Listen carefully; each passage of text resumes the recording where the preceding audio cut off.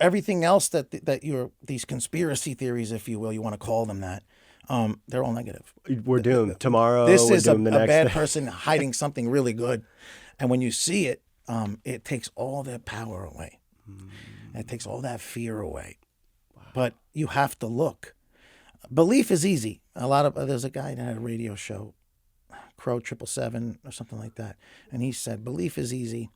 You just got to, knowing is different. You can believe something. I'm Frank Flora. My parents are from Italy. They came over in the 60s. I was born in New York. They moved to Florida. They started this Italian food company. And you can believe that, Or you can go check the ship's manifest and see if, Mike Flora did come over on the SS Independence, and Dominica came on the sun. You could look that up. You could go find my yearbook or somebody's Facebook page. Oh, okay, he really does live in jail. Okay, now I believe. But now you know. Before you just believe me because you might think I'm a nice fella or you're a trusting person. But to check into things takes longer. People are lazy. So that's why we all just literally just discount what we're talking about. So much of society and say, hey, I'm not even going to, they don't even. Somebody else smarter than me already thought of that. Yeah. No, somebody more devious and terrible thought of that. And you are smart enough to consider the world around you with your own faculties and come to your own deductions. So I don't believe that this appeal to authority fallacy. That's one of the most popular fallacies of all. Appeal to authority, like they're the doctor, right? They're the scientist. I have a question about something, and are you a doctor? Well, no. Oh, so then how do you know what a woman is? Oh, okay. That, you know what I'm saying? No, you don't get to do that. So Frank, dude. I was telling you the story. Yeah. We gotta know. Okay, so the baby's coming out. This is baby number 6. And on like baby number 3, the water breaks and then the baby's head kind of blocks the water from coming out. And then they lock you in the hospital for 3 days and make a lot more money because you can get an infection. They have to monitor you now. So I know I was going to be stuck there for 3 days in that uncomfortable chair. So I went on a YouTube, rabbit hole. And I found this thing that said that we could see too far. And I have a strong math background. Geometry was one of my favorites. And I did well in trig and calculus. They were hard subjects. I'm not saying I was like a whiz, but you were the guy. I could do it. You could do it. The seniors were cheating off of me. Okay. Yeah. So I understood it enough to get B's and A's in those subjects. And when I found out we could see too far, it was a mic drop. And we talked about not dropping mics, how expensive they are, but and my wife is now, she sets up the room, she does hypnobirthing. All the lights are dimmed, all the beeping is turned down, and she's got it dialed in. Cool. And I'm sitting over there on the chair, and I'm like, Ashley. And she's like, wakes up, and she's like, what is it? Oh, yeah. You're not going to believe it. She's like, oh my gosh, what is it now? What are you watching? Stop watching that, And then I proceeded to tell her about creation and what I had discovered. And she was like, I don't want to say what she said. But now, what did she think, by the way? Oh, she concurs. She agrees. I mean, she's awesome, by the way. Yeah, you can't deny your own senses. Dude, exactly. Especially when you're living with you. Seeing too far is a real problem. A lot of people will cry refraction, but refractions happen at certain rates at certain densities. Dude, I was in Tahoe last year. Mm-hmm. I remember being up on this seeing out on the rooftop and looking. I was like, this sunset lasted for an hour, dude. Yeah. Just right there, just perfect. Clear skies. I could see 100 miles. Yeah. So I know what you're talking about, but on the globe. On the globe. We're not supposed to see past 2 miles, bro. About 3.28 miles of 6-foot tall man standing at the shoreline of the ocean on a calm day. People say, there's hills and valleys, but it's called sea level for a reason. When you take an altitude, the altitude is above sea level. Sea level. They want you to believe. It's not sea ball or sea curve. So I guess that night I became a so-called flat earther. Yeah. By the way, because I have to just on that sea level thing, same thing. Horizon. Yeah, horizontal. Yeah, it's called that. I guess is that the x-axis. So people are going to go look into this. The x-axis goes this way, bro. It doesn't. It's not a parabola or a ball.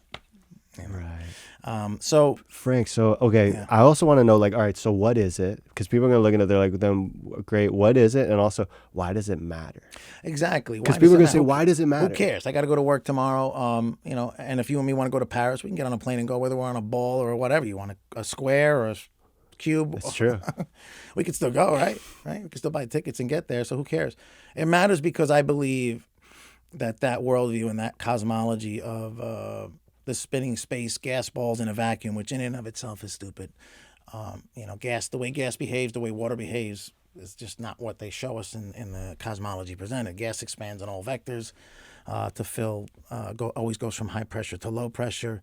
There's entropy, the first and second laws of thermodynamics. So no, it's you know, what we observe and what we see is not what they're saying. They're saying it looks like that. That's not the sun moving away from you, like a plane that would move away from you and it would set. It stays at 40,000 feet, but it'll drop into the horizon as it moves away from you and set like a sun. You know, it's not that. It's you spinning over backwards at 1,036 miles an hour. That's what's happening. So it's like that never made sense to me. Yeah, no one in the flat Earth community is making the claim that's contrary to what you observe. You're observing the sun's moon and the stars moving around above you like a finely tuned clock. Next year, you know what I heard one time? By the way, exactly. Tonight, the stars will be in the same exact spot they are. Same exact spot. Dude, it all circles around. But by the way, you know what I heard one time? It made so much sense. And by the way, people think, oh, it's just stuff you feel, stuff we see. I think that matters a lot, bro. Yeah. But so, by the way, the sun comes up in the morning. It's fucking cold. It's cold, man, when you're camping. And then the sun comes and peers up, and it's getting close. And it's starting to get, I'm warm right away. Dude, and then it gets closer and closer, and then I'm baking. It's like the sun is moving toward and away from you. The irony too is that like the distances that are purported in the heliocentric model, the sun is vastly further away in its elliptical orbit, which is another major problem. Elliptical orbits and Kepler's orbital mechanics and all of that, which are all derived from flat Earth measurements. That's what I'm saying. The tilt, none of that shit. Yeah, like so this tilt's supposed to cause a season, but being 1,000,000 miles closer to the, that's like saying I'm gonna roast a marshmallow, and I want to get it hotter, so I'll just tilt it. But if I bring it closer, that won't get it hotter at all. Exactly. That's stupid. And, dude, by the way, I always knew, a lot of people don't even know the answers to these questions. What causes you're saying, season? What is it? What is it? What is it? You know, everybody is. I don't know, by the way. You have to throw everything out and start from scratch, because you don't realize if you look at the globe, outer space, rocket ships, start from Sesame Street. Go ahead and turn on any children's channel. Count how many times you're going to see the globe. To count how many times you're going to see it every time a movie comes on in the Universal thing. When your screensaver comes on Apple TV and the stupid ball is there. And it's not a ball, right? It's an oblate spheroid, like Neil deGrasse Tyson said. It's a little chubbier at the bottom. That's because in the heliocentric model, or in the ball model, in the globe, what would normally be out here, like out on a dartboard, it's wider and bigger. It's a concentric circle. Is now being compressed and pushed down into a smaller space on the bottom of a so-called ball. And so this is why you're off your what do they call it, reckoning when you're out in the further away from the center that you go. Everything makes sense on most people will think that people who have discovered this just looking for attention. It's not the kind of attention you want. Seriously, it took me this takes courage, bro. I know I'm right. It's like and by the way, gun to your head. You got to get the answer right, or we're gonna blow your brains out. You can't phone a friend. You can't ask the audience. You can't eliminate the flat final answer. But by the way, by the way, I'm pretty convinced, and it takes a lot of time to. It took me hundreds of hours to get to to actually looking at it with an open heart. Yeah. It sounded ridiculous. Well, the reason why I started looking it up is because somebody brought it up to me and said, "Oh, what are you, a flat earther too?" Exactly. So I wanted to have my arguments ready.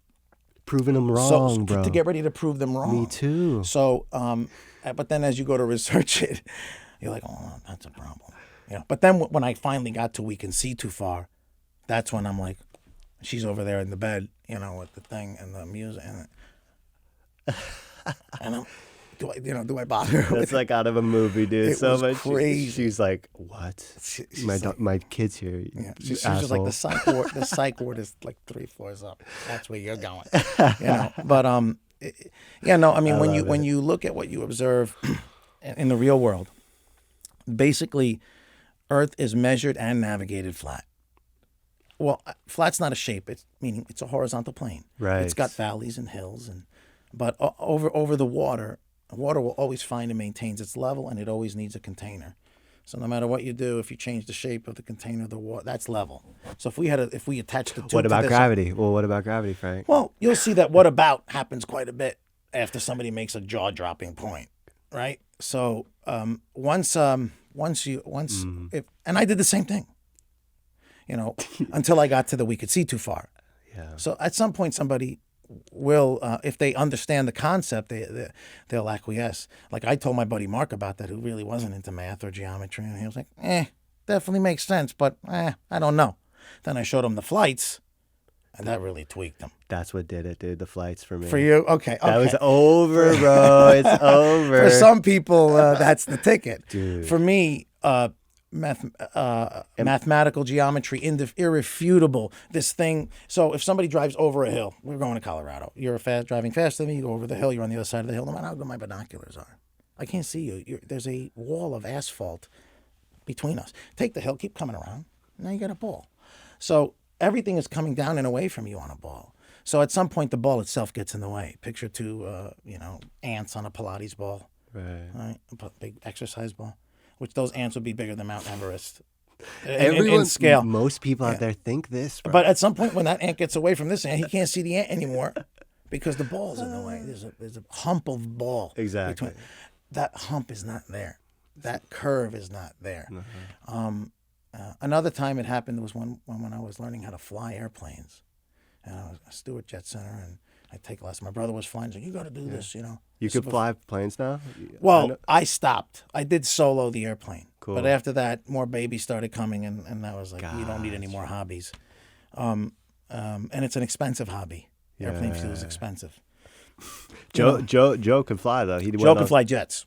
Cool. Joe's taken enough hours in training that he can fly, twin engine planes and a jet. So he knows it. Yeah. What does he think about this? I keep interrupting. He sees it now. At first, he didn't want to, but airplanes are a big problem because they fly straight and level. So if they fly on a ball, they fly off into fake outer space.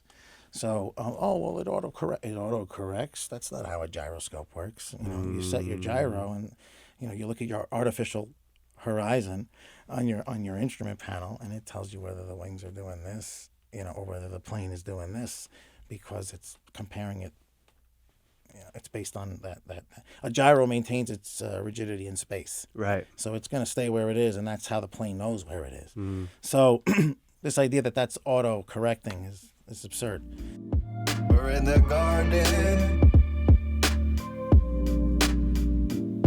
It's existential.